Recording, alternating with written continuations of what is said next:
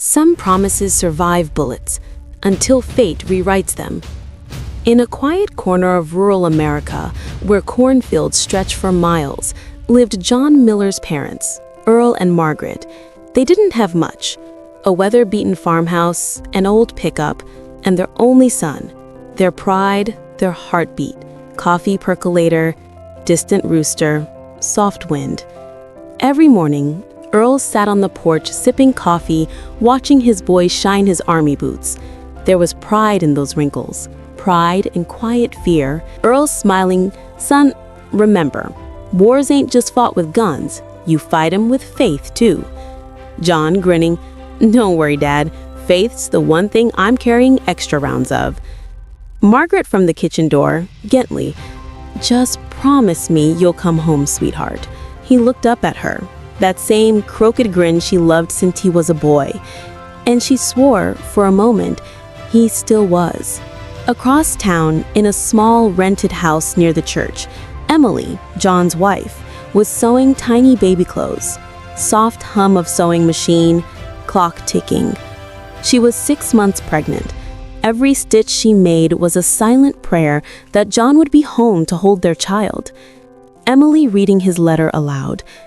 "My darling Em, the sound of the guns fades when I think of you. Tell the baby his old man's coming home. I promise." She'd fold the letter neatly, press it to her heart, like those words could keep him safe. Train whistle, crowd murmuring, flag rustling. The whole town came to see the boys off that morning.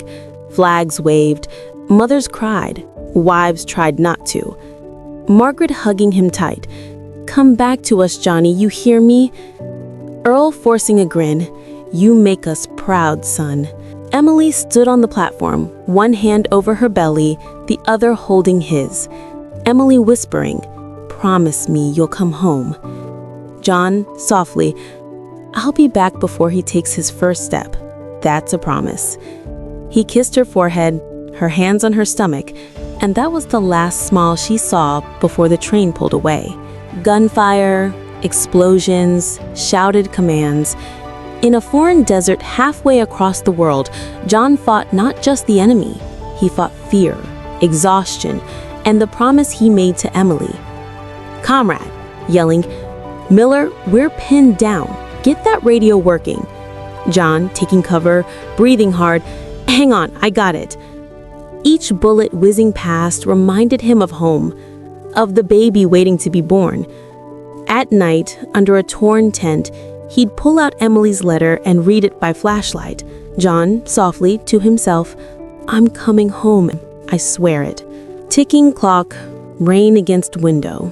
Back home, Emily waited by that same window every night. Sometimes she'd rock in the old chair he built, the dog tag he left wrapped around her fingers. Emily whispering, "Just come home, John." Days turned into weeks, into months. Then, the letter stopped coming.